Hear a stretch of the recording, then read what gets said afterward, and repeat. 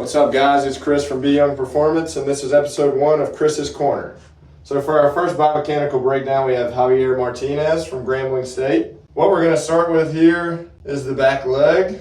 So once we get to peak leg lift, we'll see Javi does a great job of creating this initial linear move. Linear just means that his body starts moving towards the catcher. So you'll see once he gets to peak leg lift, the hips begin to move forward towards the catcher. Really good job by Javi here. So where guys begin to run into trouble here, and what Javi does as well, is they don't know how to really catch that linear move. What I mean by that is start the linear move downhill and then get into this back hip, be able to stay stacked over it. So we're going to put an arrow right here. I'm going to draw a line right over this back leg, and I want you to see how much that right knee and right shin begin to just fall towards the target. So if we have this initial linear move, we have to be able to stabilize it and create tension in the back hip. So as Javi starts moving forward, you can see how the back leg and the body still continue to just fall down the mound, right? And some guys are able to get away with this, but for Javi, what happens is he gets a little too quick down the mound. And as you can see, once we get the front foot contact and the foot actually starts absorbing energy from the ground, the arm gets left behind, causing a late arm.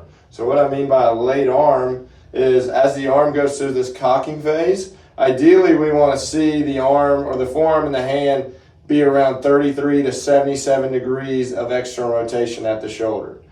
If you look at Javi here at front foot strike, you can see how that forearm and hand are still parallel to the ground.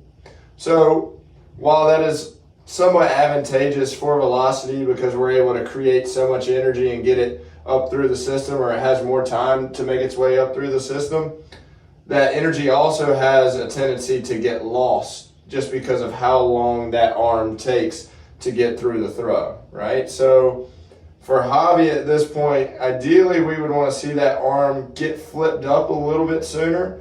Since he's so quick down the mound as well, and he has such a big linear move down the mound, you don't really see his hips get into rotation at the right time. Once that front foot lands, then you start to see everything kind of rotate into place. But at this time, the torso and the arm are already starting to come through, so everything is moving as one piece, right? Being that linear move is such a big component of his throw, you'll see here too, I'll draw a line right at front foot strike again. Watch where the knee is at this point.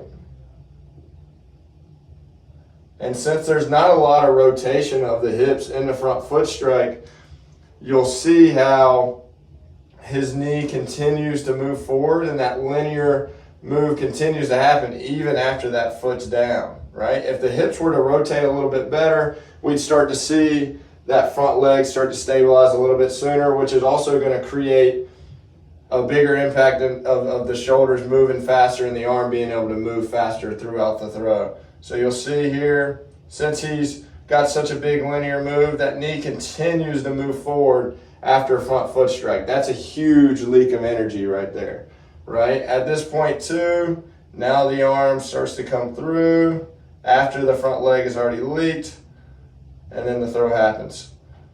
So this just kind of shows you how when you look at the throw, there's a big domino effect that happens, right? We're not going to look at the throw in parts, we're going to have to look at it as a whole. So if we were to look at it at one piece, we'd see, yes, the arm is late, yes, the front leg doesn't brace that well, but why does that happen is the real question. And for Javi, a lot of that starts at the beginning with that linear move, not knowing how to turn that linear move into a rotational move when it needs to happen, right? So let's go through the throw one more time here.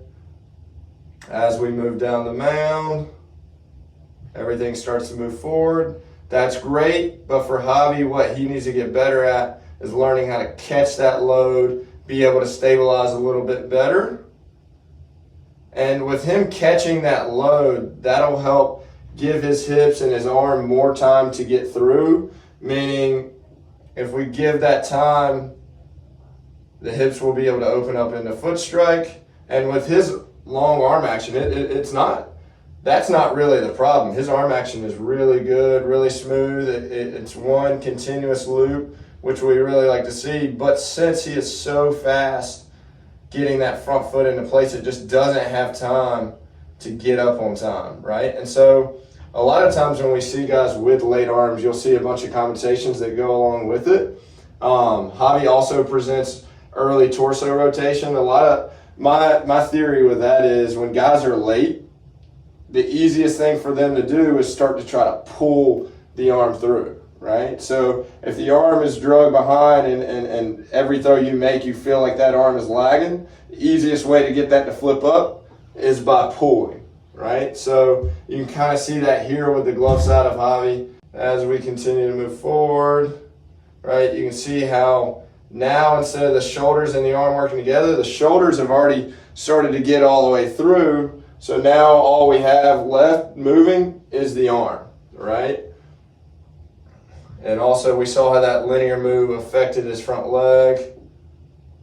So that slingshot or that motorcycle phenomenon where the brakes hit, right? We slam on the brakes of the front leg, that slingshots the upper body forward. You don't see that as much because of how much of a linear move he creates at the beginning without being able to turn that into rotational. And then how it affects throughout the rest of the throw. So if you have any questions on this video or you feel like you're dealing with a late arm, give us a call and we'll give you an assessment and see where you need to go from there.